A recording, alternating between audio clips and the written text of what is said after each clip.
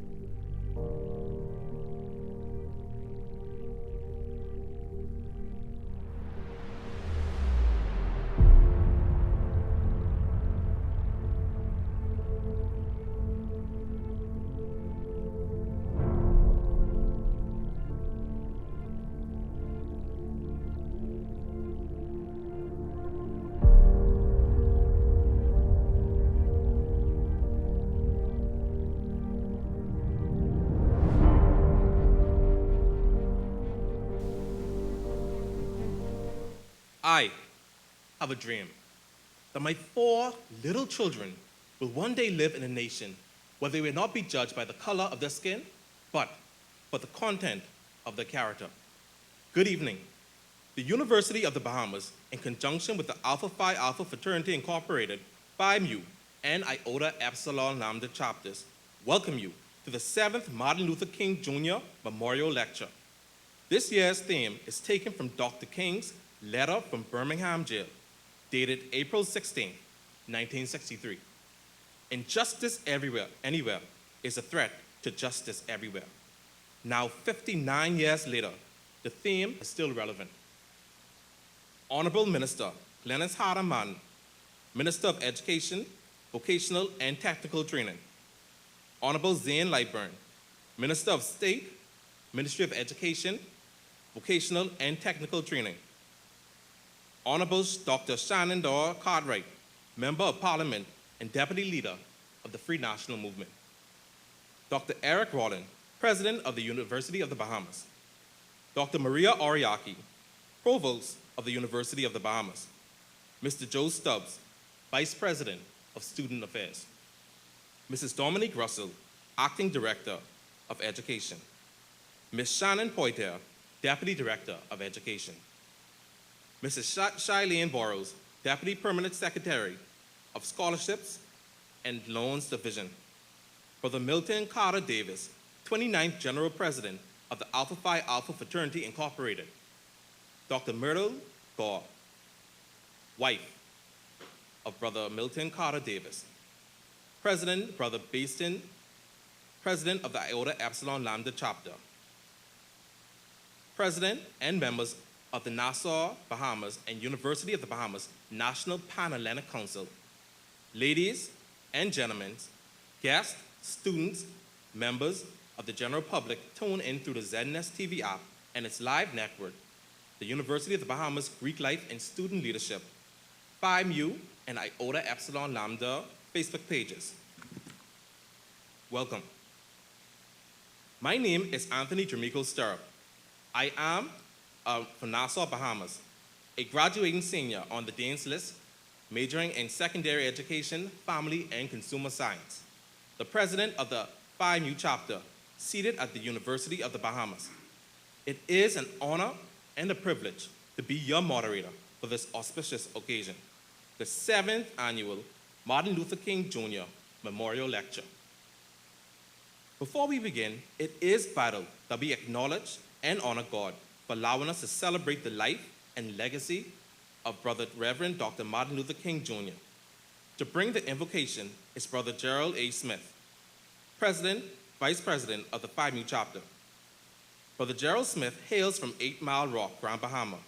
He is the Vice President of the Phi Mu chapter, a senior majoring in a dual degree of law and criminal justice and psychology. and is also on the Dean's list. Good night. May we stand for reverence?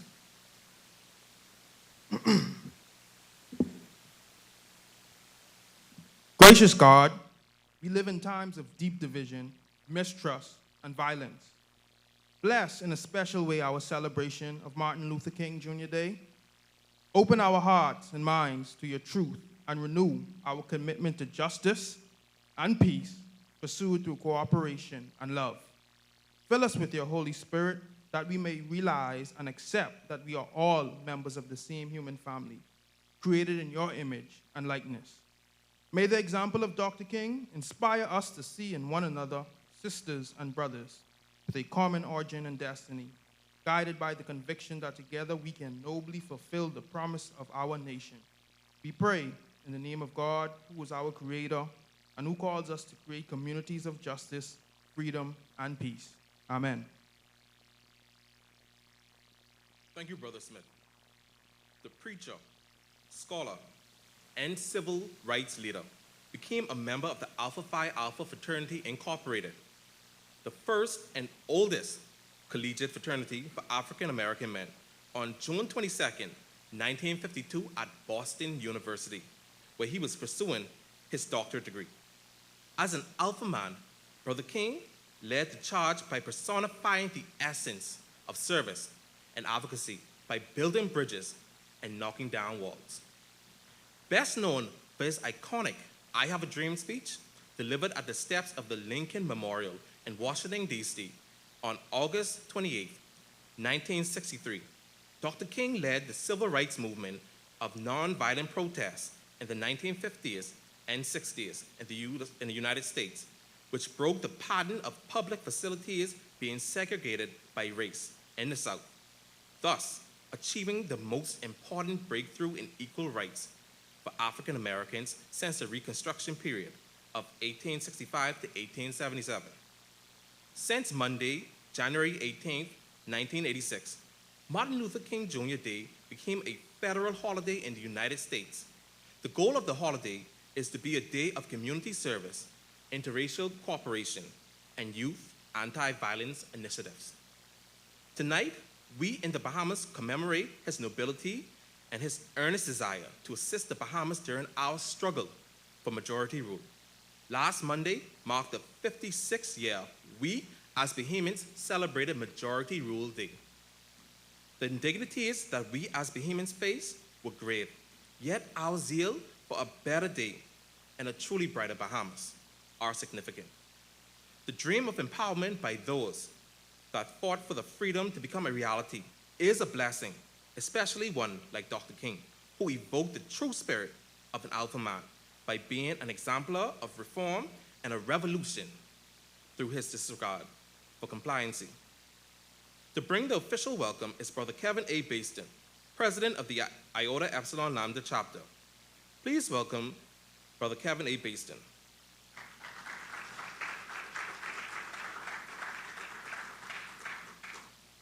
Standing on the established protocol, good evening. On behalf of the Greek life and student leadership of the University of the Bahamas, Alpha Phi Alpha Fraternity Incorporated, Phi Mu, and Iota Epsilon Lambda Chapter, I welcome you to the 7th annual Dr. Martin Luther King Jr. Memorial Lecture Series. This lecture, under the theme, Injustice Anywhere is a Threat to Justice Everywhere, is designed to educate, motivate, and inspire all as we celebrate the life and legacy of Brother Dr. Martin. It also serves as the fraternity's Southern Region's main strategy, elevating social justice through mobilization, education, advocacy, and navigation.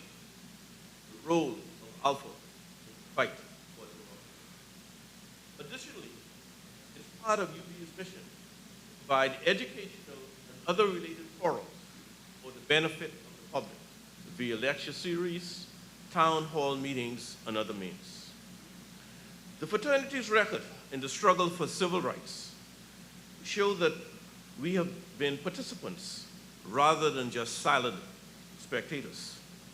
In fact, leaders of Alpha Phi Alpha long have summoned the people toward the horizons of hope. Hope for access to all of life's chances and opportunities. Most recently, for example, Brother Wesley Moore was elected governor of Maryland. He is the first black governor of the state. Brother Reverend Raphael Warnock was re-elected as the U.S. Senator for the state of Georgia. They join many other brothers of Alpha Phi Alpha who previously held and or now hold office in the U.S. In November 2021, Alpha Phi Alpha Fraternity Incorporated urged Oklahoma Governor Kevin Stitt to grant a stay of execution and clemency for death row inmate Julius Jones and to heed to the recommendation of the Oklahoma Pardon and Parole Board that sufficient doubt existed regarding Mr. Jones' alleged guilt in the 1999 murder conviction and that his death sentence should be commuted to life imprisonment with the possibility of parole. The fraternity in good conscience could not have stood by idly and allowed such a miscarriage of justice from a wrongful execution. In the historic Scottsboro Boys case, our guest lecturer, Brother Milton Davis, advocated as the Assistant Attorney General for Alabama and partnered with Donald Watkins to research and advocate a full pardon for Clarence Norris, the last known surviving Scottsboro boy, on the basis of innocence. Governor George Wallace granted the parole in 1976 as the first time in the state's history that a pardon had been granted based upon innocence. Our fraternity brother, Dr. Martin Luther King, advocated for justice and equality, amongst other things. These are but few examples of the men of our great fraternity being proactive and taking action for the good of mankind. Alpha Phi Alpha Fraternity Incorporated, the world's first intercollegiate fraternity for men of African descent, and founded by several African American men known as our Jews, has stood at the forefront in the fight for justice and civil rights, not only for African Americans and wrongly accused and convicted persons, but for all people around the world for more than a century. It should also be noted that Brother Dr. Martin Luther King had very close ties to the Bahamas, and that there are many parallels between the Bahamas civil rights struggle and the civil rights struggle in the U.S. Once again, I welcome all of you to the 7th MLK Memorial Lecture Series, Injustice Anywhere is a Threat to Justice Everywhere. Thank you.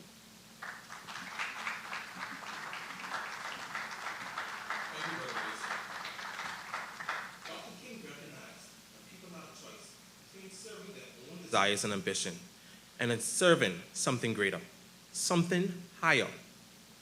His vision of service in a world of selfishness has remained clear and vivid.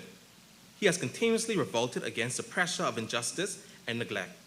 He has endeavored simultaneously to advance the status and improve the conditions of others.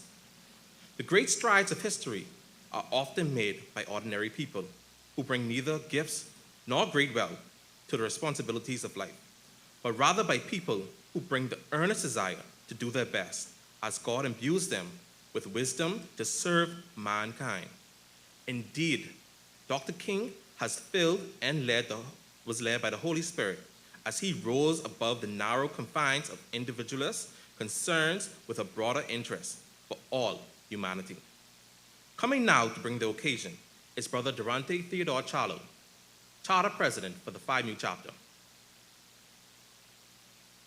Good evening.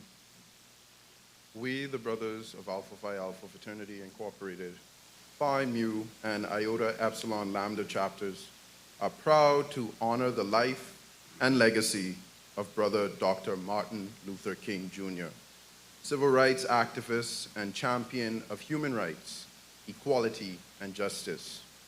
His powerful words continue to inspire, teach, and shape individuals in the United States and around the world.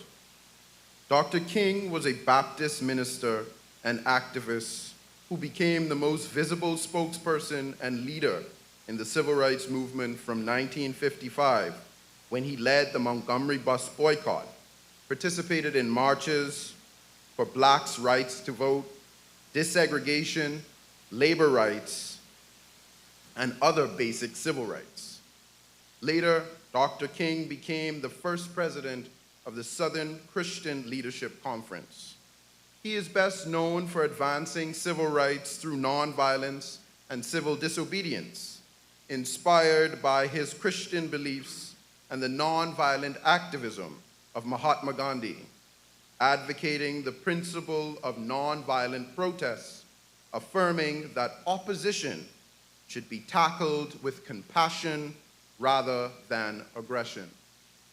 The letter from Birmingham Jail, also known as the letter from Birmingham City Jail, and the Negro is your brother, is an open letter written on the 16th day of April, 1963, by Martin Luther King Jr.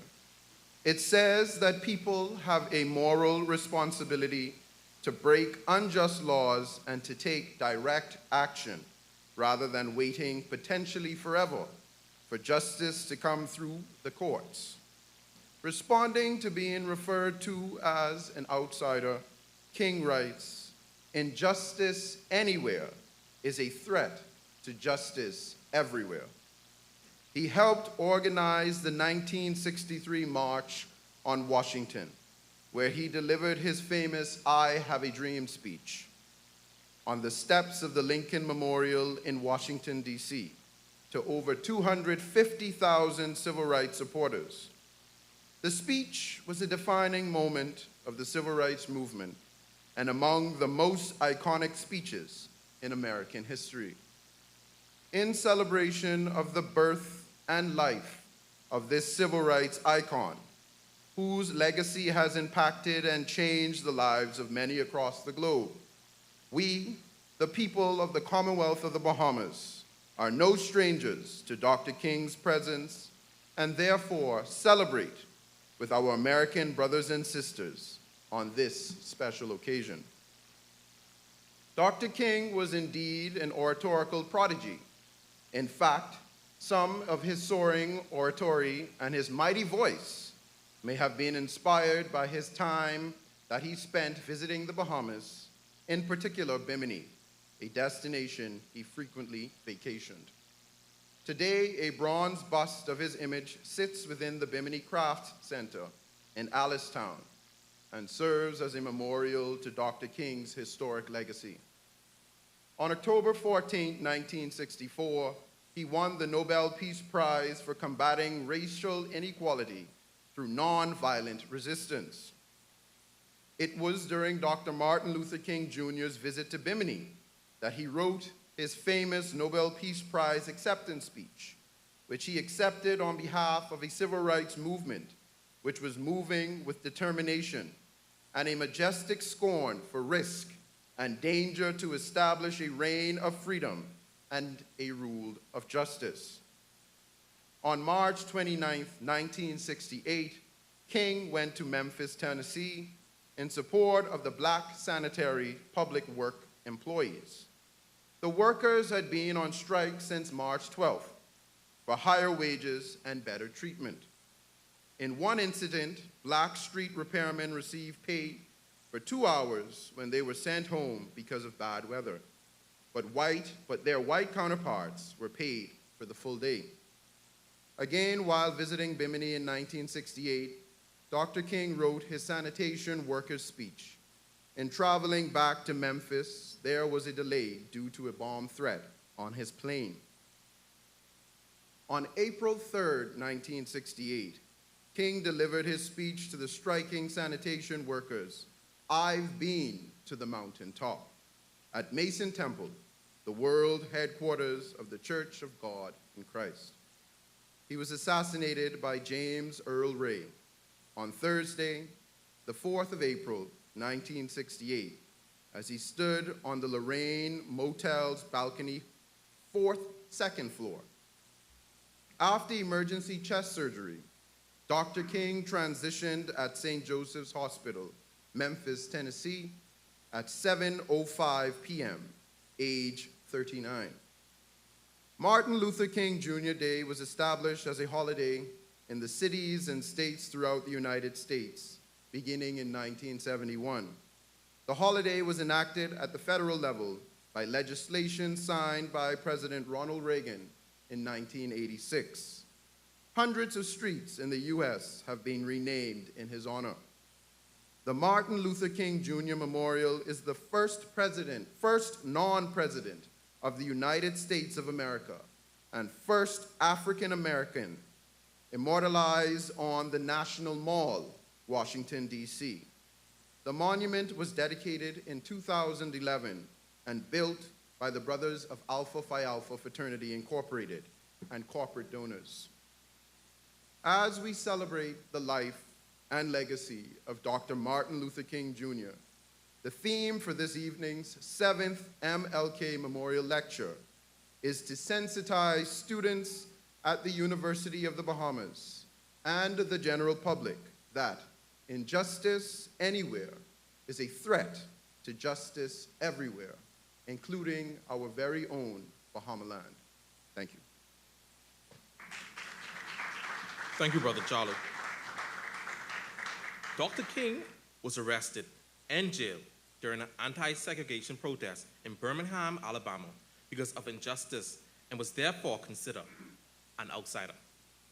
His reply was, "I cannot sit idly by in Atlanta and not be concerned about what is happening in Birmingham. Injustice anywhere is a threat to justice everywhere. We are caught with an inescapable network of brutality tied in a single garment of destiny. Whatever affects one directly affects all indirectly. Anyone who lives inside the United States can never be considered an outsider." Coming now to bring remarks is Dr. Eric Rawlin, President of the University of the Bahamas. Thank you. Good evening. Greetings to all and welcome to the University of Bahamas on Martin Luther King Day. It's a real honor to stand here in front of you tonight. I stand upon the protocol established, adding that I also would like to welcome our representatives from the Ministry of Education, our representatives from the U.S. Embassy, and Dr. Milton Carver Davis and his wife. As you may know, he's a civil rights lawyer and a scholar, I may add, and the members of Alpha Phi Alpha Fraternity. And I would like to say for all of their work, relentless work for a better society. Thank you. I would like to welcome members of my administrative council members, executive of the UB, faculty members, staff, students, the American Corner staff, and those who are watching via streaming, members of the local media, and to you who are here in person at the University of Bahamas for tonight's annual memorial lecture in honor of Dr. Martin Luther King. We're really honored to have all of you here. I'm going to try not to be too repetitive, as we have covered quite a bit of history of Dr. King throughout tonight. But you know, he was born in 1929, and unfortunately was taken away from us way too early at the age of 39, as we mentioned earlier. And he was the most highly respected and influential Black nationalist leader in the U.S. And as you know, he won the Nobel Prize in 1964, as just was said. You know, it's interesting, the comment about street names in the U.S. and how we honor Dr. King. And I can tell you that, you know, for almost 40 years of driving around in the U.S., I would say that the most common street name in the U.S. is something like MLK Drive or Martin Luther King Street. It is an incredibly common name. I don't have statistics to support what I'm saying here. It's just anecdotal observation by myself. But that tells you something about the impact he has had and the importance of Dr. King's work. He also was awarded a Presidential Medal of Freedom and Congressional Gold Medal. And we started celebrating the third Monday of January today back in 1986, as was said. Tonight's topic, which is injustice anywhere is a threat to justice everywhere, is, as was also said earlier, quote extracted from one of Dr. King's most impactful set of writings in his letter from Birmingham jail.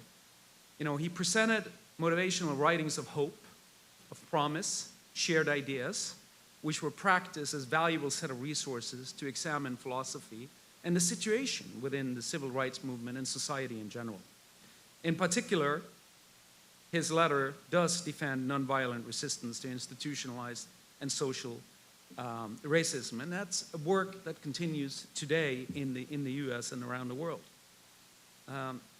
He opined that people have a moral responsibility to break unjust laws and take direct action rather than waiting for justice to come through the courts for perhaps a very long time.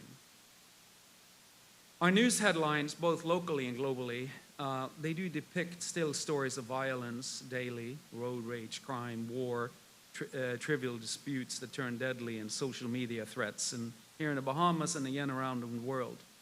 And I think this really emphasizes why we should continue to spread the philosophy of Dr. King's teachings to end violence and enforce a culture of peace globally.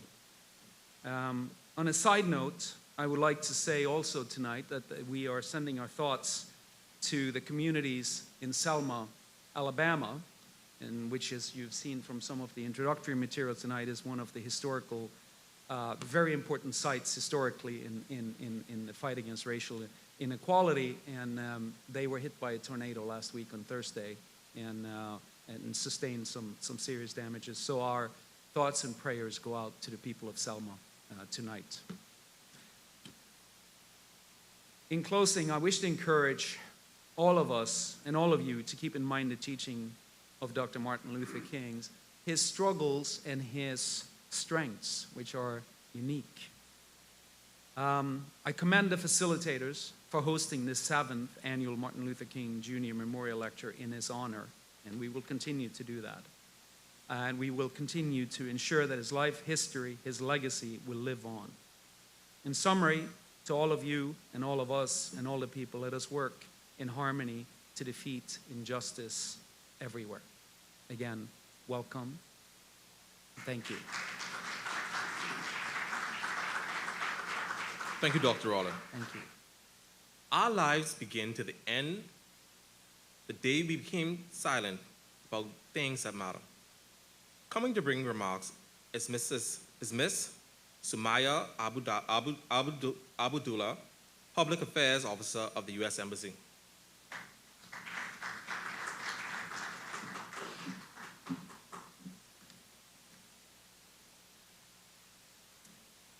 Good evening. As mentioned, my name is Sumaya Abdullah, and as the Public Affairs Officer at the U.S. Embassy, I feel honored to speak at tonight's event. Thank you to the University of the Bahamas and the Alpha Phi Alpha Fraternity Incorporated, the Phi Mu and Iota Epsilon Lambda chapters for inviting me to remember the life, legacy, and sacrifice of Dr. Martin Luther King Jr. I thought I would briefly share a few thoughts from the United States Secretary of State, Anthony Blinken, who spoke about Dr. King's legacy earlier today. Although today is a U.S. holiday, Dr. King, as all of you know, was and is a global figure. Around the world, including right here in the Bahamas, people study his tactics and speeches and draw inspiration from his example. That's because Dr. King advocated for something that transcends borders. He fought for democracy in the fullest, truest sense, a system where everyone is treated equally under the law, political rights are protected, and oppression and brutality are relentlessly fought. Opportunity isn't something for the few, but for all. And citizens know that if we stand together to change their societies for the better, they will prevail. That's what democracy can be at its best, and Dr. King dedicated his life to making those ideals real. Decades later, the work of renewing and revitalizing democracy in the United States and around the world is as urgent as ever. The U.S. Embassy is committed to doing that work with the Bahamas because we believe that democratic governance is the best way to protect human rights, build inclusive economies, and create the conditions for lasting peace. And we are working to build and to carry forward Dr. King's work of building a more just, humane, and equitable global society. As tonight's theme highlights, Dr. King talked about how injustice anywhere is a threat to justice everywhere. We all know too well how true that is, how what happens in one part of the world can affect events elsewhere for better or for worse. That's why renewing democracy must be a global mission. We're all in this together. On this Martin Luther King Jr. Day, let's recommit to defending and advancing democracy, freedom, equity, and justice around the world. Tonight, I look forward to hearing from my fellow American, Milton Carver Davis. I also encourage you all to visit and check out the U.S. Embassy's American Corner, graciously hosted by the University of the Bahamas in the campus library, where you can learn more about Dr. Martin Luther King Jr. and other influential Americans throughout history. In closing, Dr. King preached that darkness cannot drive out darkness. Only light can do that.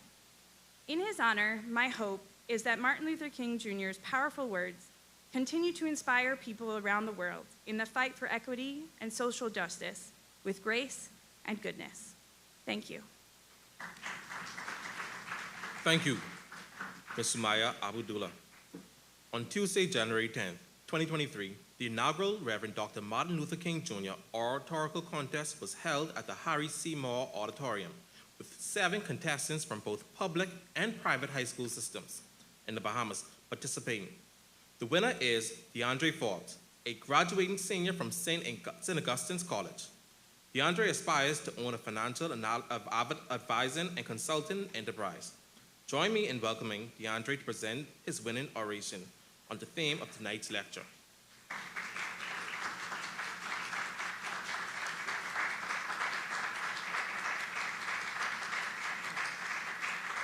Thank you. Thank you. Standing on established protocol, good evening. Injustice anywhere is a threat to justice everywhere. 60 years ago, Dr. Martin Luther King wrote from prison following imprisonment for demonstrations against segregation. Injustice anywhere is a threat to justice everywhere. We are caught in an inescapable network of mutuality, tied in a single garment of destiny. Whatever affects one directly affects all indirectly, end quote. Regardless of who we are, or what we do or say, our action, whether just or unjust, has the power to affect everyone, everywhere. On April 4th, 1968, Martin Luther King was assassinated by a white man who did not believe in the equality of the races. James Earl Ray's assassination of Dr. King was a catalyst for racial violence throughout the United States of America. According to worldhistory.com, I quote, "Following Dr. King's death, there was a mass outbreak of interracial violence, protesting, and extensive property damage in over 40 states amounting to billions," end quote. 52 years later, on May 2020, George Floyd was murdered by Derek Chauvin, who showed a sheer disregard for the life of a black man. Like Dr. King's assassination, the death of George Floyd incited mass protests across the entire United States of America. Though 52 years apart, these events yielded the same result because they stemmed from the same tree, injustice. Despite all the attempts of courageous civil activists, despite all the attempts of legislators and presidents, we have still fallen short. Acts of injustice have increased at a greater rate than ever before.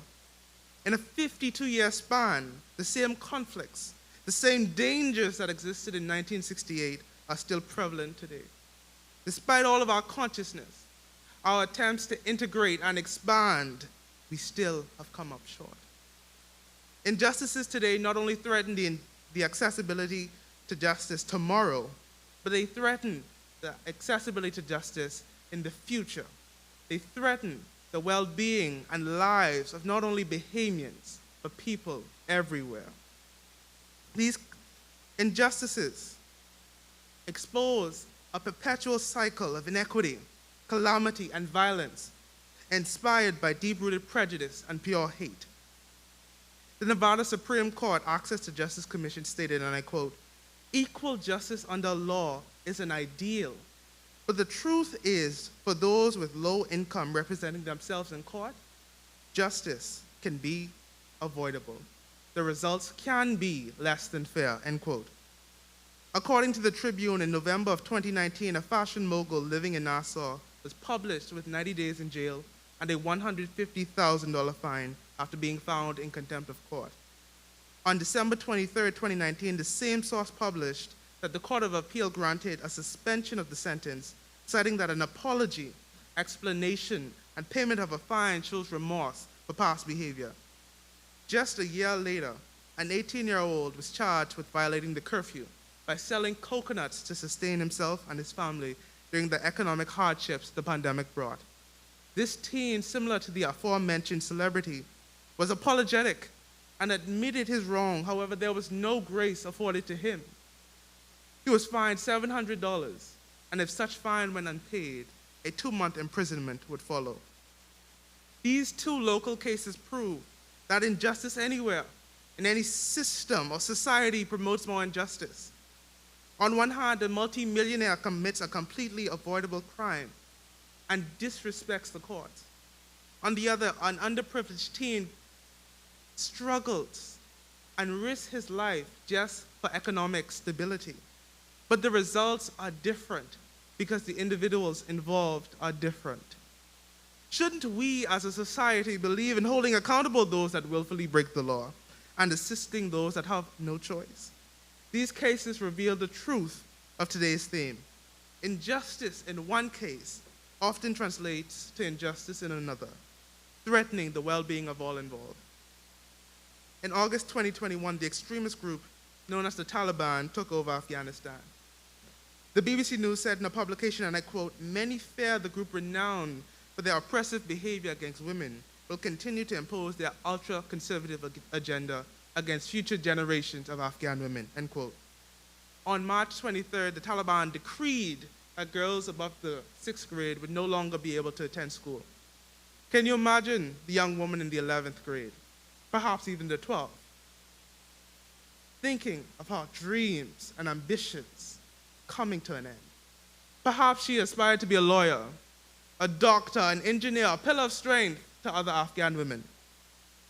CNN reports, and I quote, "Any society that fails to harness the energy and creativity of its women is at a huge disadvantage in the modern world," end quote. There will be a few thousand less engineers, a few thousand less doctors, tens of thousands of illiterate mothers left to educate their children as to how we will tackle the ever-threatening global problems that we all face. We live in an age where rights and precedents are set in stone each and every day, a time when young people are to dream and achieve. By robbing women of their rights to education, the Taliban has stolen a little bit of light, a little bit of hope from our future.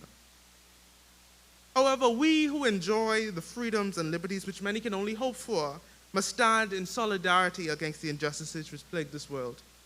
Like the Bahamians before us who toiled and sacrificed until words like emancipation, independence, majority rule was at the tip of everyone's tongue and became a national call to action, we too must fight to ensure equity for all genders, all races, and all human beings. We will not limit our focus to the injustices that wash upon our shores, but wherever and however they appear, we must all work to promote justice today, for the future of our nation, for the future of our children, and for the future of our children's children. Thank you.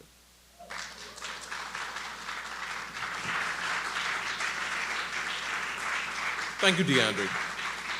The Brothers of Alpha wish you all the best in your undergraduate studies. Dr. King was not only a gifted orator, but a gifted writer.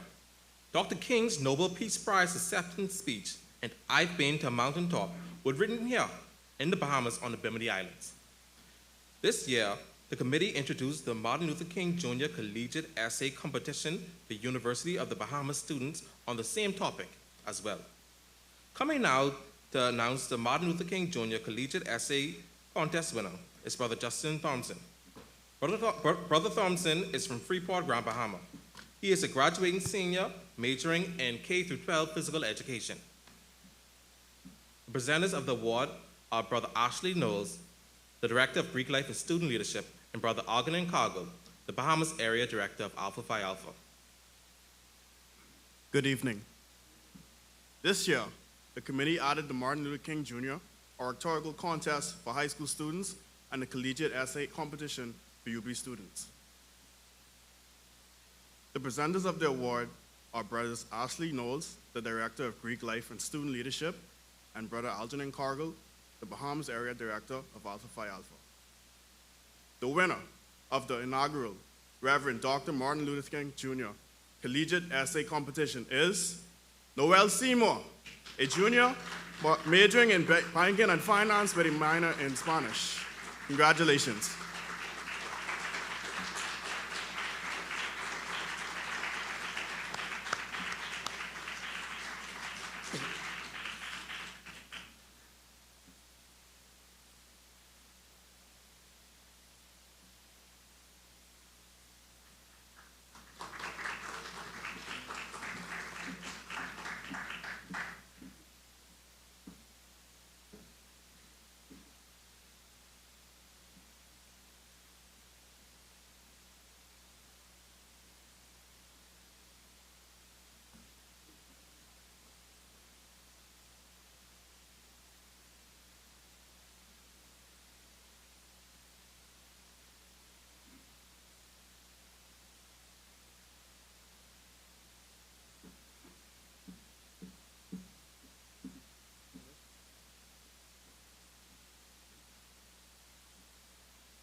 The Martin Luther King Jr.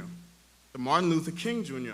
Oratorical Contest is designed to highlight the writing and oratorical skills of our high school students in both the public and private school systems throughout the Bahamas.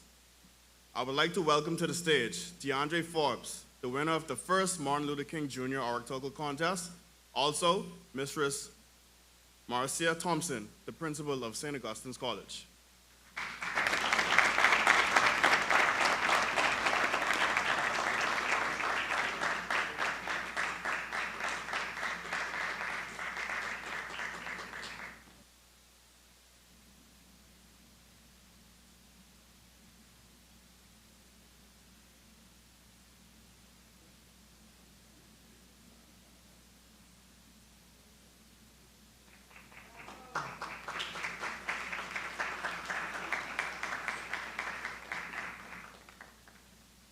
Thank you.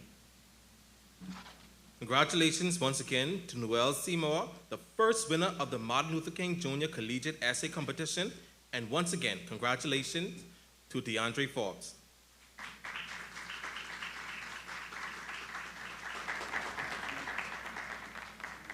Our beloved Brother King said it so eloquently.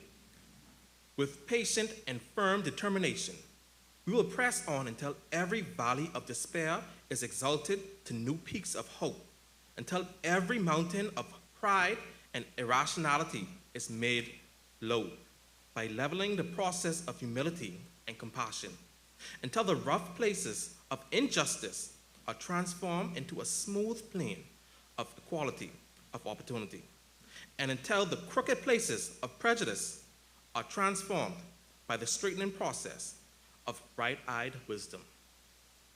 Coming now to introduce our guest speaker for tonight's lecture is Brother Adrian Newbold, Jr. Brother Newbold hails from Dundastown, Abaco, and is a graduating senior majoring in banking and finance. He is on the Dean's list and currently serves as a chapter treasurer and chapter membership dean of the Phi Mu chapter. Good evening. Brother Milton Carver Davis was born in Tuskegee, Alabama, and is a graduate of Tuskegee University with a Bachelor of Science degree in Political Science and the University of Iowa College of Law earning the degree of Juris Doctor. During his collegiate years, Davis earned distinction by being named an American Political Science Foundation Graduate Fellow, a Ford Foundation Graduate Fellow, a Hebert Lehman Foundation International Scholar, and a Distinguished Air Force ROTC graduate. In law school, he excelled in oral advocacy and was named to the Senior Maud Court Board. Brother Davis served as one of the first African Americans to be named an Assistant Attorney General of the state of Alabama, and was received nationwide acclaim for his role in securing the full pardon based on innocence from the state of Alabama for Clarence Norris, the last of the Scottsboro Boys. Brother Davis in 1977 entered private practice in his hometown, Tuskegee, Alabama. He received the distinction for being honored by Black Enterprise magazine as the recipient of its National Achievement Award for his contributions to criminal justice. Also, Brother Davis was recognized by Ebony and Jet magazines and named as one of the 50 leaders of the future. Brother Davis served 25 years in the U.S. Air Force Reserves Judge, Advocate General Corps, attaining the rank of Lieutenant Colonel. He was an adjunct professor of business law at Tuskegee University's College of Business for 5 years. Brother Davis is currently a member of the board of directors of the Central Alabama Community Foundation, which oversees the distribution of millions of dollars to charities and nonprofit entities throughout Southeast Alabama. He is a member of the board of directors of Leadership in Alabama, a distinguished network of Alabama leaders. Brother Davis is the vice president and serves on the board of directors of the Lionel Richie Foundation, Incorporated. Brother Davis served 4 years as the 29th general president of Alpha Phi Alpha Fraternity and was the general president when the United States Congress passed legislation and President Bill Clinton signed into law the bill authorizing Alpha Phi Alpha Fraternity the exclusive right to construct the Martin Luther King Jr. Memorial on the National Mall in Washington, D.C. Brother Davis is a member of Sigma Pi Phi Fraternity, known as the Boule. He is married to Myrtle E. Gore, a practicing physician, and they are the parents of 2 adult sons. Brother Davis attends Resurrection Catholic Church in Montgomery, Alabama. Ladies and gentlemen, join me in welcoming Brother Milton Carver Davis, the 29th General President of Alpha Phi Alpha Fraternity, Incorporated, to present the lecture, The 7th Lecture, Martin Luther King. Injustice anywhere is a threat to justice everywhere.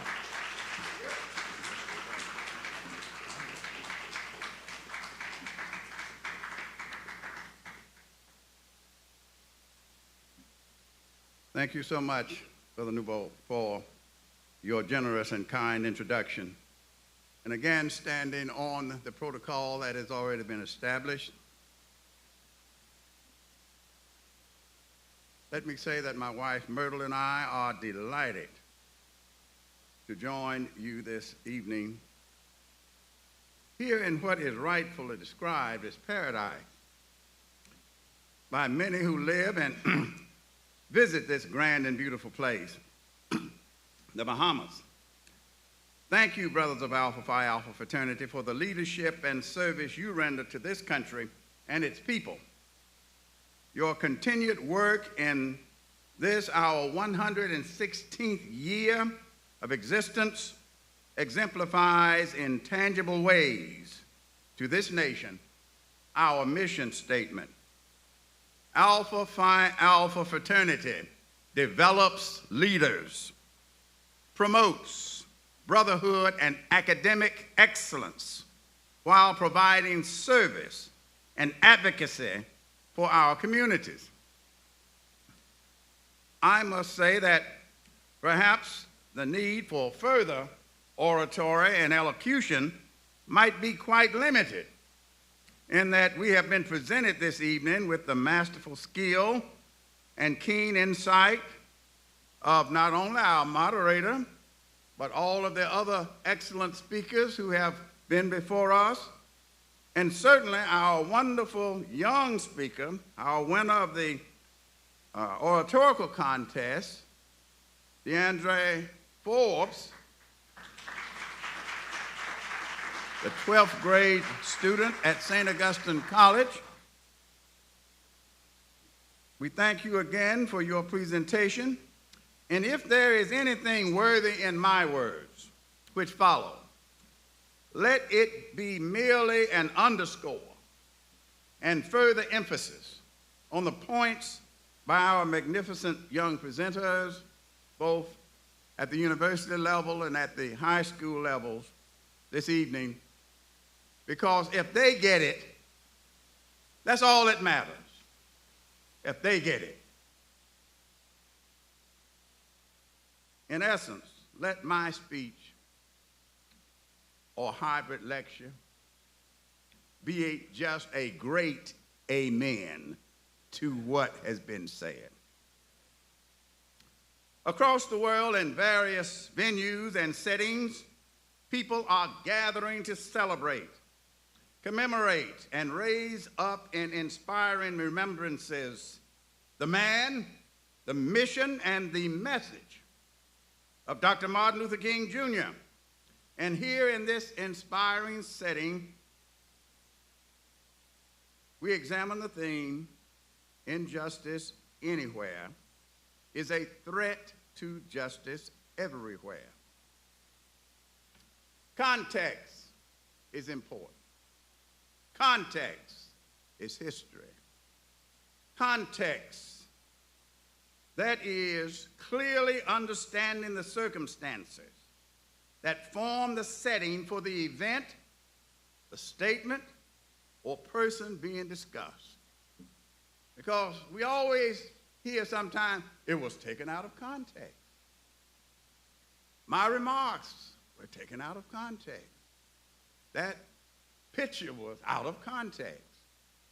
Well, as we focus on Martin Luther King Jr. today, even the things that you have heard that may be repeated, it's good because we need to know the context. We need to know the history.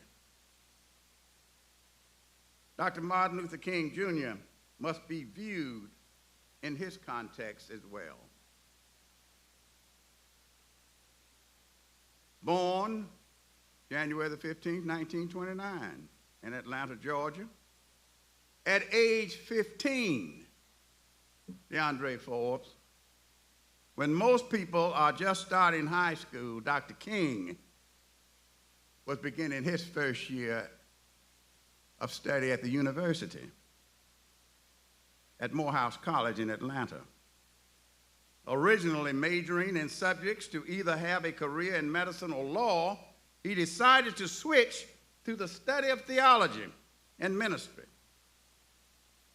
He graduates from the university at age 19, when most folks are just beginning the university. He had already earned a bachelor's degree.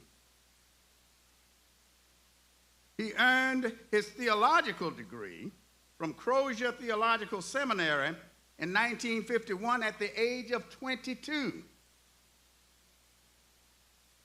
He attends Boston University and earns a Doctor of Philosophy degree in 1955 at the age of 26.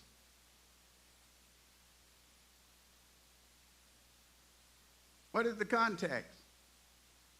He had only 13 more years to live from that date. 13 years in which he changed the face of the earth forever. Dr. King became the leader of the Montgomery Improvement Association upon the arrest of Mrs. Rosa Parks at the age of 26 in Montgomery, Alabama, Miss Parks, as you know, was arrested for the crime of sitting in the white section of the public transit bus in Montgomery during the period of the racial apartheid in the United States. Racial segregation, racial apartheid, I can find no difference. He helped to organize and become the chief spokesman for the Montgomery bus boycott, which lasted 13 months. For 381 days, the black people of the city of Montgomery refused to ride the segregated buses of the city and withdrew their money and patronage of the bus system in the nation's first such peaceful mass protest against racial segregation in the South, which ended in the United States Supreme Court ruling that segregation on public buses is unconstitutional. It was always unconstitutional, but something had to happen before the United States Supreme Court ruled and applied the United States Constitution to Montgomery, Alabama. My hometown is Tuskegee, Alabama, which has its own storied past with Booker T. Washington and George Washington Carver and so many others, and as many of you know, the Tuskegee Airmen, so many stories and history come from Tuskegee. But Tuskegee is located in the epicenter of Alabama.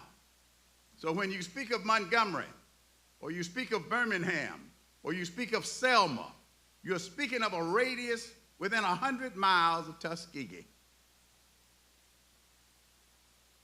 And so therefore, let me add some additional context.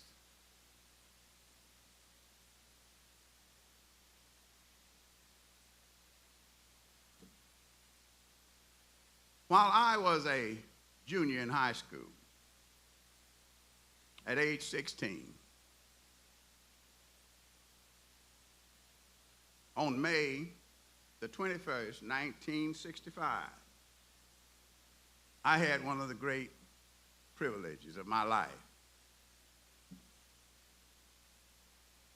Dr. King was at his zenith. He had led the 1963 March on Washington. He had led the 1964 and 65 march from Selma to Montgomery. The Voting Rights Act had been passed as a result of Bloody Sunday and the response that Dr. King had garnered after that when they marched under the protection of federal troops into Montgomery, Alabama.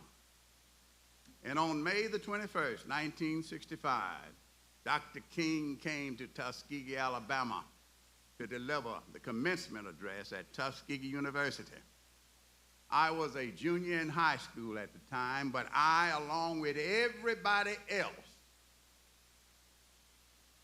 converged on Tuskegee University's campus. And there, throngs of thousands cheered him on as though it were Moses speaking to the children of Israel. He was at the zenith of his influence and power. And I recall quite significantly as I stood there, because there were no seats to be had. It was had outside. There were no seats. The graduates took the seats. The parents took the seats. The thousands that had come into the city took this. Everybody took the seats, and the young people had to stand on the side. And I was happy to do so because I was there watching and listening. But where all of this great throng of people, I never will forget when the president of the university, Dr. Luther Foster, ended his introduction and he said, "I give you our leader, Dr. Martin Luther King Jr. And he rose and approached the podium and started to speak in that low baritone, slow cadence voice from the first utterance of the first sound from his mouth. The crowd stood silent, complete, utterly silent. Dr. King was speaking. That is the reverence in which he was held. He, on that date in 1965, was 36 years old. I was 16 years old. He had 3 more years to live. It was then, in 1968, when I was 19 years old and a freshman at Tuskegee University. On April the 4th, after a full day in class, I was walking home, and I saw my brother driving up the street, which was unusual, because I had walked halfway home from the campus, and he had our little old family car, 1962 Ford Fairlane, if you've ever known what that was. It was a little bitty old car. And he pulled over once he saw me very excitedly, and he leaned out. He said, "Get in the car. Get in the car now. Get in the car." Very excited. And I ran over and I got in the car and I said, "What's the matter? What's going on?" And he said, "Mama sent me to find you. They just killed Dr. Martin Luther King, and she doesn't know what's going to happen now." And when anybody gets to a point where mama doesn't know what's getting ready to happen, that means there's danger. Be worried, because they never said that to us before. But that night, the nation erupted in violence. Riots spread across the United States. Troops were called out and tanks were sent to Washington, D.C. to surround the Capitol and the White House. Troops were sent across the United States to try to quell the riotous activity that took place at the murder and assassination of Dr. Martin Luther King Jr. And that must be viewed within the context of my life, because there was a generation of young people, just like DeAndre Forbes. We were 19 years old, trying to figure out what were we going to do with ourselves. The Vietnam War was raging. The civil rights movement had taken on a completely new persona with the death of Dr. King. Values in the United States were being challenged at every turn. The question was, what are we going to do with our lives? Where do we go from here? All kinds of directions could have resulted from that. One of the things that I decided to do, along with several others, we decided as students at Tuskegee University that one of the things we could do to find some additional direction was to join Dr. King's fraternity, Alpha Phi Alpha fraternity. It was good enough for him. It directed him. It supported him. He chose it at a critical time in his life. We chose it. And in doing so, that made all the difference.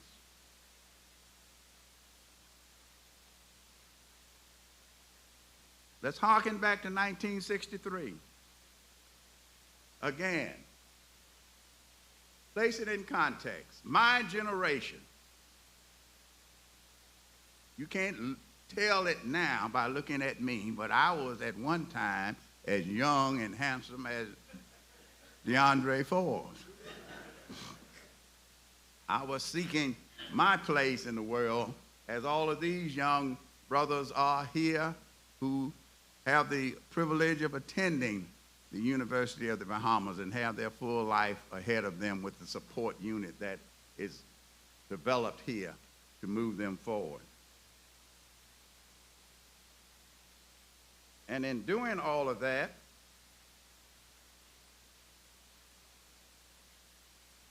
I was a part of another generation, the generation that experienced what we call in the United States the three great assassinations.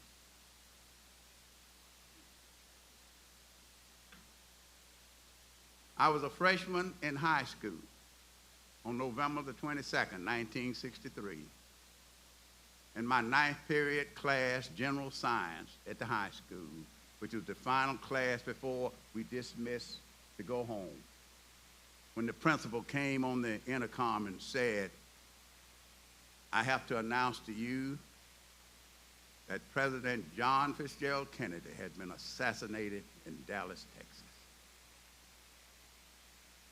President of the United States assassinated. It was then in 1968, when I was 19 years old and a freshman at Tuskegee University, on April the 4th, 1968, that the word came that Dr. King had been assassinated. And just 2 months later, in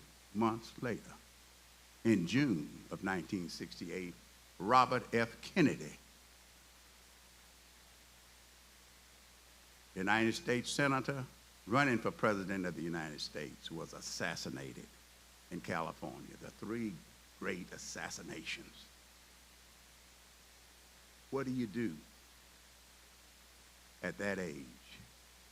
What does that story tell you about your nation, about your country, about where you go from here? What do you do with your life to put things together? That's the context of where the world was, and I was there. In 1963, Dr. King, as has been eloquently stated here, led a mass demonstration in Birmingham, Alabama, where brutal and violent police tactics were used to break up peaceful demonstrators. That was a heinous and brutal campaign because they arrested the school children, placed them in buses, placed them in prison without food, used cattle prods on the elementary school children who came out to demonstrate along with their parents. They locked everybody up. And Bull Connor, who was the commissioner of police, was one of the most brutal, violent police commissioners there has ever been, ever in history. Dr. King went there, was ultimately arrested, as the story has been eloquently told to you, and placed in jail. The only person that he was allowed to see was his lawyer, who came twice a day. He was denied all writing materials of any type. He could not communicate other than to see his lawyer, who the Constitution said they couldn't deny him the privilege of seeing. And he was hurt and depressed because the great churches of Alabama, all of the great church leaders of all of the denominations that were white, the Catholic and the Episcopal, the Baptist and the Presbyterian, all of them signed a letter to him condemning him and said that he was not a minister of the gospel. He was not a person of peace. He was not a person that should be considered to be a leader, because he was an outside agitator, and they didn't need him coming in telling people of Birmingham how to handle their Negroes. They knew how to do that. Or the people of Alabama, they resented him and held him up for ridicule and hatred. Dr. King, being a theologian and a minister, decided that he would respond to those whom he would have thought would have been his moral supporters. And so, using his theological base and his ministerial base, he wrote a letter to them, telling them why he had to be where he was. That the gospel of Jesus Christ said, you shall be where those people are who are struggling, who are in prison, who are defenseless, who are oppressed. How did he get that message out with no writing material? When his lawyer would visit him, his lawyer would bring in the newspaper. Dr. King would take the newspaper and write along the margins of the newspaper his message, because he was not permitted to send out any messages at all. And the lawyer would simply roll the newspaper up twice a day and leave. That went on for several days until Dr. King had written his letter from a Birmingham jail on the margins of the newspaper, and his lawyer had taken it out of jail, and they put it together and published it. That's context. Because he said to those individuals that injustice anywhere is a threat to justice everywhere. And what he was thinking about was the diaspora. How can black people in one place be abused and treated as inhuman beings, and other black people not respond to that plight? This is the diaspora. This is what we are all about. And he said, I have to be there. My charge as a minister of the gospel makes me go there. What Rosa Parks displayed with great courage the day she was arrested for refusing to surrender her seat to a white man on a bus,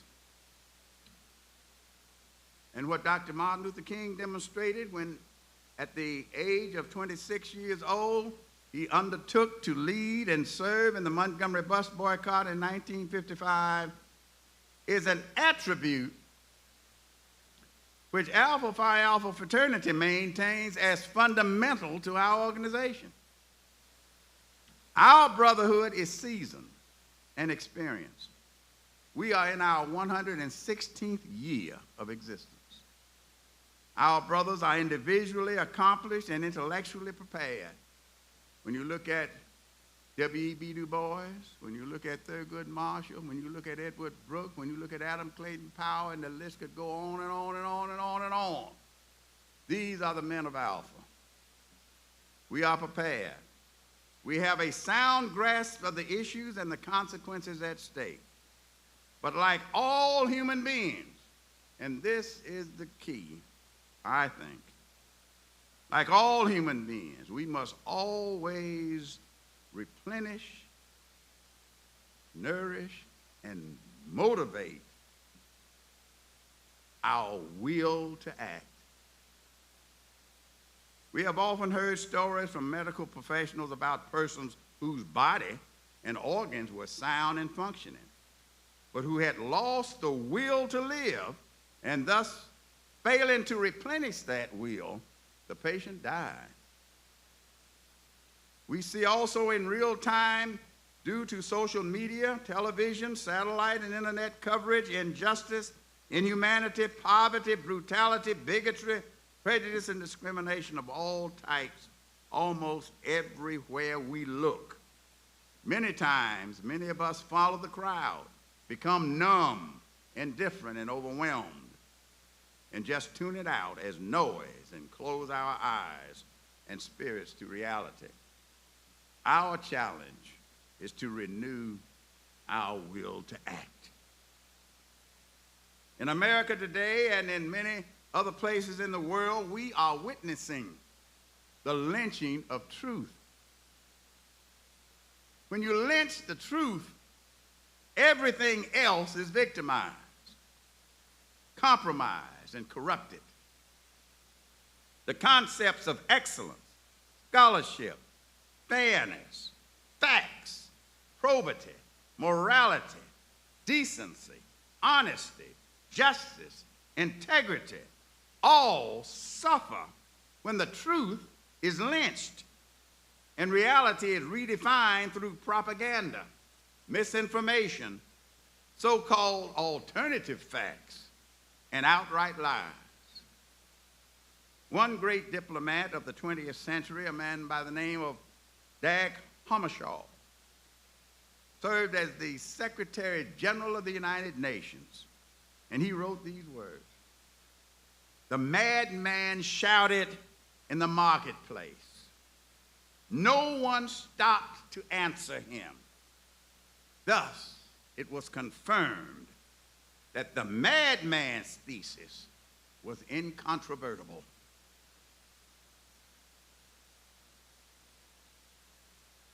Alpha Phi Alpha Fraternity was created to respond to the madmen in the marketplace whose lies and propaganda would oppress our people and anywhere in the diaspora and deny to them the full freedom and citizenship and rights of human beings on this earth. That's why we were created, brothers. Because if the madman can shout in the marketplace and no one challenge, that then becomes what? The fact. It becomes the accepted norm. It becomes what is believed to be truth. And don't we see that now in the marketplace of social media all over? Madmen saying everything without it being challenged. It will be accepted and be the norm and will be accepted as the truth. One writer says this: in Alpha Phi Alpha Fraternity, brothers, we know that as educated men of character and courage, standing up for truth in our society is our mission. One writer says this: may you seek after truth. If anything I teach you be false, may you throw it from you and go on to deeper knowledge and richer truths than I have ever known. In all of your circumstances, may you seek after truth and cling to that as a drowning man in a stormy sea, knowing that if he sinks or swims, it's the best that he has. Shut your eyes, die poor, unknown, a failure, but shut your eyes to nothing that seems to them to be the truth. Our history speaks to us. When madmen shouted in the marketplace that higher education was not for black youth, that black youth ought to be somewhere in a labor camp doing menial labor, Alpha Phi Alpha responded to the madman and started the first national program in the African American communities, and we called it Go to High School, Go to College. Don't let anybody tell you that you cannot rise above your circumstances by education and that you cannot learn. You can learn. Go to high school, go to college, That was the mandate of Alpha Phi Alpha Fraternity. When the madman shouted in the marketplace that black people should be excluded from exercising their full rights as citizens granted under the 13th, 14th, and 15th Amendments to the Constitution, which outlawed slavery, granted equal protection of the law, and the right to vote to previously enslaved people, they said, no, you can't have that. Well, no, we did not accept that. Alpha Phi Alpha, through one of the greatest alphas ever, Martin Luther King Jr. and many, many others, we answered and rallied our people and said a voteless people is a hopeless people, and we will not accept that. And we started that national campaign to register black people to vote, regardless of where you were. When madmen shouted that racial segregation, apartheid should prevail as the law of the land, we filed and answered lawsuits all over the United States to tear down racial segregation in higher education. And that's where Thurgood Marshall, the great Alpha brother, came in, along with many, many others that tore down those barriers. As madmen sought to erase the contributions of history of our people in the march toward progress in America, and to cancel and erase us as history by changing curriculum, banning books. Can you imagine the books that are being banned today from some of the greatest authors and the greatest African Americans of our time are being taken out as though we were living under some totalitarian situation and being destroyed, claiming many, many things. But what did Alpha Phi Alpha do? We decided we would build a memorial in Washington, D.C. to truth and exhibit the man, the mission, and message of Martin Luther King Jr., who stood for truth. And in 27 years, 15 years of moving the Congress of the United States to grant Alpha Phi Alpha the exclusive right to build it, because you can't build anything on a national mall without an act of Congress. They didn't give us the money, but we had to get permission.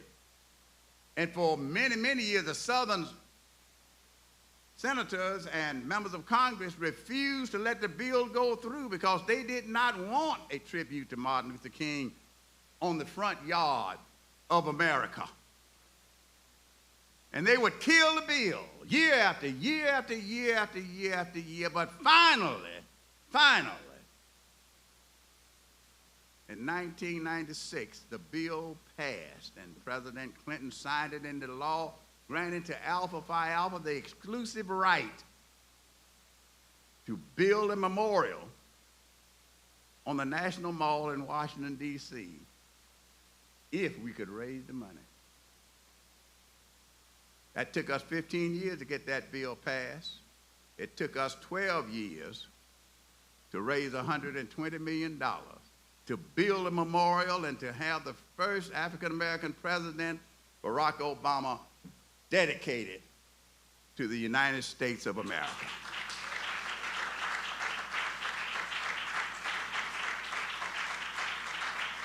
"27 years. It took over 40 years for the nation to build the World War II Memorial or the Franklin D. Roosevelt Memorial.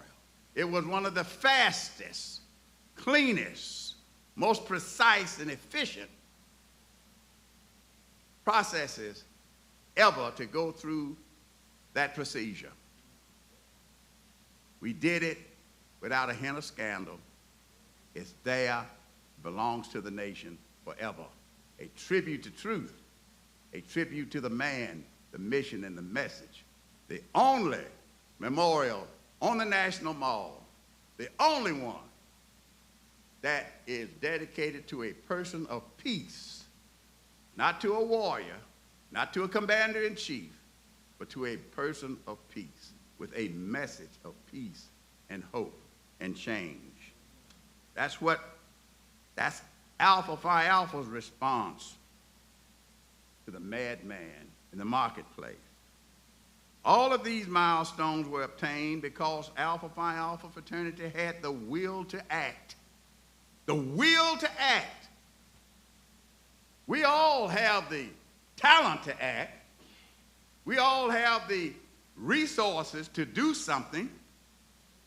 It's our will that makes us turn when we see something about to happen and we don't want to be involved. We don't have the will to say, I'm going to stay here and find out what this police officer is going to do here in this instance. And I'm going to take out my camera and I'm going to record it and I am going to document it. That's will. We all can do a lot of things, but we have the will to act. It is instructive for us to briefly remind ourselves about why anyone would lack the will to act, especially against publicly exposed madness. One reason is immediately obvious: ignorance of what is happening or what is at stake. One needs to understand something as a problem and what that problem entails and how it can affect you if a person is to act responsibly towards solving it. When there is a problem and we do not recognize it for what it is, then we need to be informed regarding it. That is a function of Alpha Phi Alpha fraternity, brothers. We are scholars. We are men of education. We are to present facts to our communities and to our constituencies so that they will know what the truth is and not be ignorant. That is the continuing role of Alpha Phi Alpha fraternity. We are the truth seekers and the truth tellers. That is our mission in our community. Let us never forget that. A second reason is also obvious. Some people fail to act against mad deeds and ideas because of cowardice.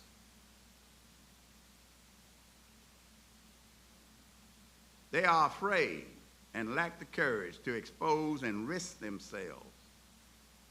There's nothing wrong with being afraid. In fact, if you aren't afraid of, in many instances, you are a fool. If you're on the battlefield and artillery and is being fired at you and trained troops are trying to kill you and you're not afraid, something is wrong with you. But there is a thing called courage that overcomes fear. You still are afraid, but you have the will to act, to do the right thing. You have the will to overcome those things and to move forward, even in spite of the risk that are taken. Courage is that power of mind and heart to overcome fear and anxiety and act with concern to effect a desired end despite the odds or the opposition. A third factor that explains the inaction of some people: misinformation about issues. We cannot be taken in by cultural cancellation, lies, and so-called alternative facts. Men of Alpha must bring our scholarship to the issues of the day and the issues of our communities.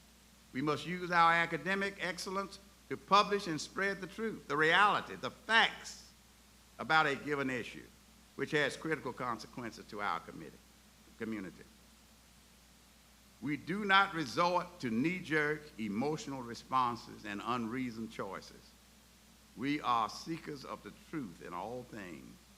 The first instinct of an alpha man should be to think, then act. We act with reason.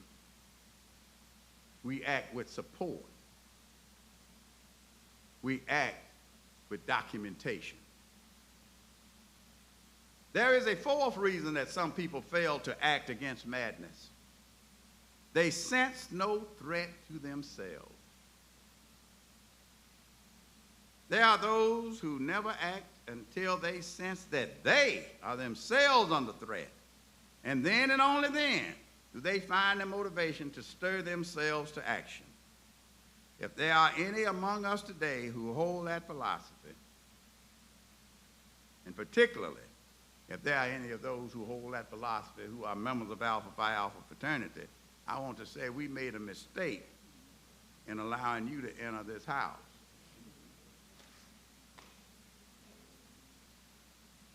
You are in the wrong place.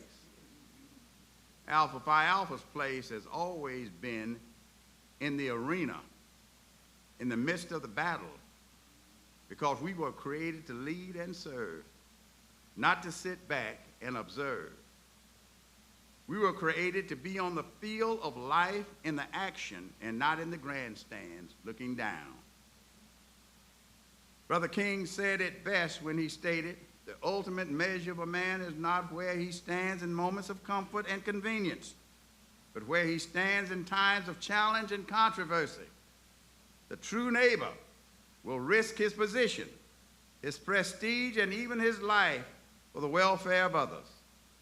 In dangerous valleys and hazardous pathways, he will lift some bruised and beaten brother to a higher and nobler life.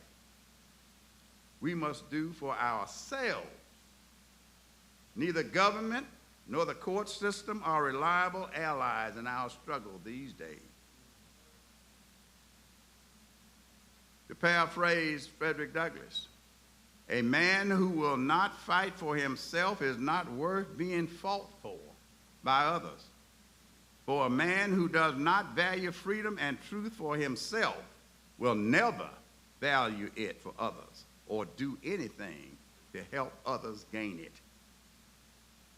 We gather to celebrate Dr. Martin Luther King, Jr. And I use this quote because this was a quote that was a favorite of Booker T. Washington. It was a favorite of Theodore Roosevelt. It was a favorite of many, many other leaders. And I think it helps to capture what we're trying to say here. Dr. King knew that it is not the critic who counts. It is not the man who points out how the strong man stumbled or where the doer of deeds could have done them better. The credit belongs to the man who is actually in the arena, whose face is marred by sweat and dust and blood, who strives valiantly, who errs and comes short again and again.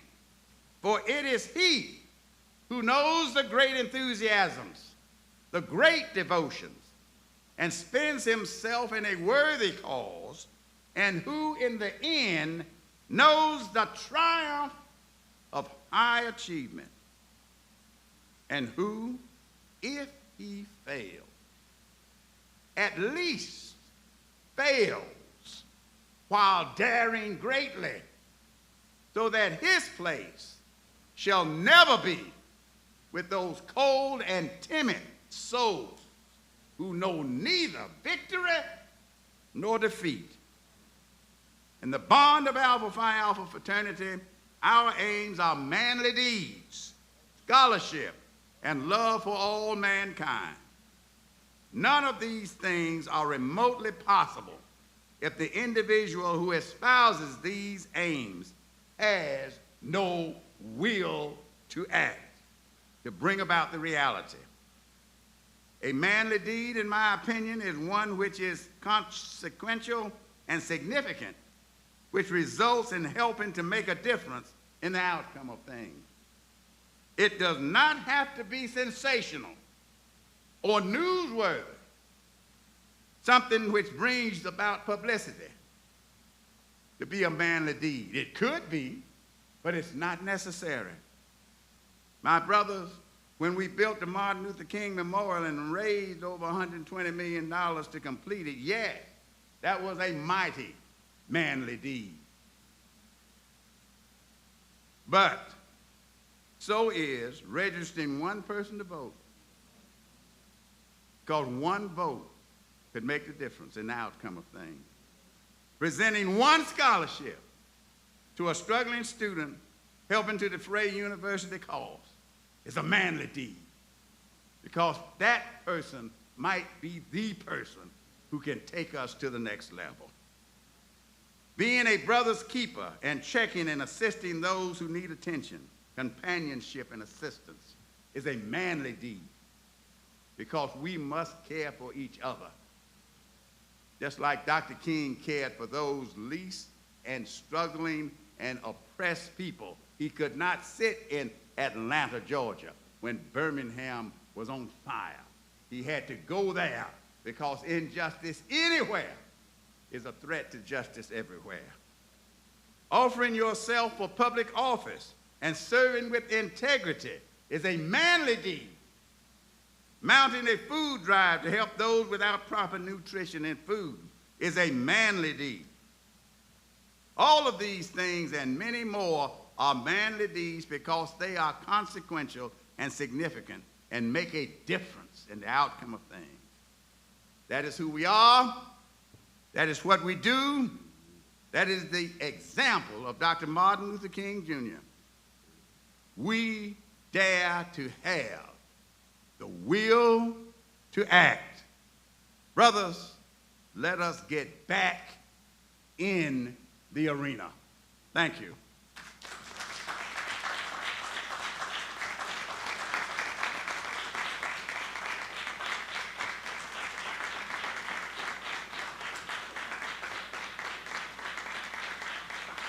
Thank you, Brother 29th General President Davis, for your thought-provoking lecture on the theme, Injustice Anywhere is a Threat to Justice Everywhere. It is through your message that we are certain that Brother King did try in his life fighting for justice for all people, not only in the United States, but the world, where oppression and marginalization existed.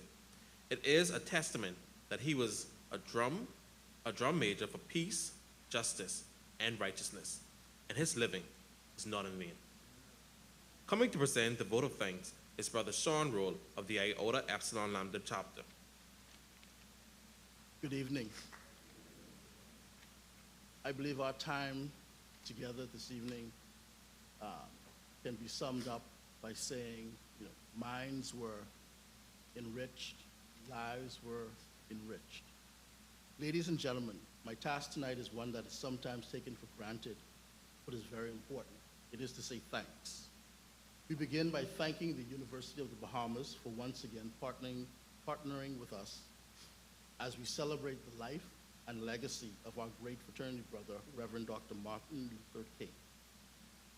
Reverend Dr. King made a lasting impact not only in the United States, but globally, inclusive of the Bahamas.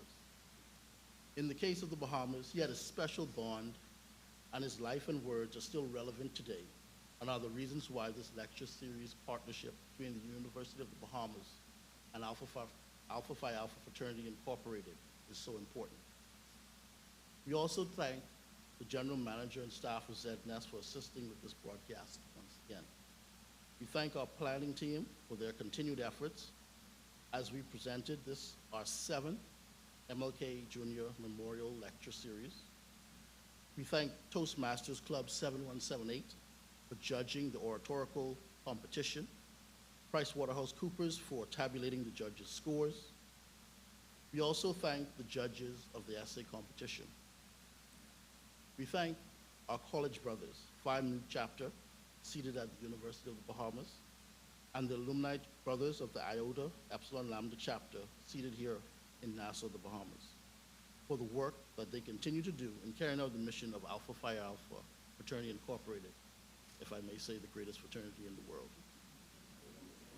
To our program participants, Dr. Eric Rowland, the U.S. Embassy, brothers Kevin Baston, Anthony Stirrup, Gerald Smith Jr., Adrian Newbold, Justin Thompson, Stuart Charlo, and Mr. Yandre Forbes, thank you. A special thank you to our keynote speaker, Brother Milton Carver Davis, the 29th General President of Alpha Phi Alpha Fraternity Incorporated. Brother Davis, it was a great presentation, and we appreciate the sacrifice you and your wife, Dr. Gore, made to be with us on this occasion. You are welcome back to this chapter at any time. Rest assured that the Alphas in the Bahamas will continue to celebrate the life and legacy of our brother, Reverend Dr. Martin Luther King, and help others as we develop leaders, promote brotherhood and academic excellence while providing service and advocacy for our communities. To you, the public, we thank you for tuning in and invite you to live up to the high ideals of Brother Reverend Dr. Martin Luther King, who would have turned 95 yesterday, and who achieved so much in what was a short lifetime. In closing, we give thanks to God Almighty. A blessed MLK Day to all. Good evening. Thank you, Brother Royal.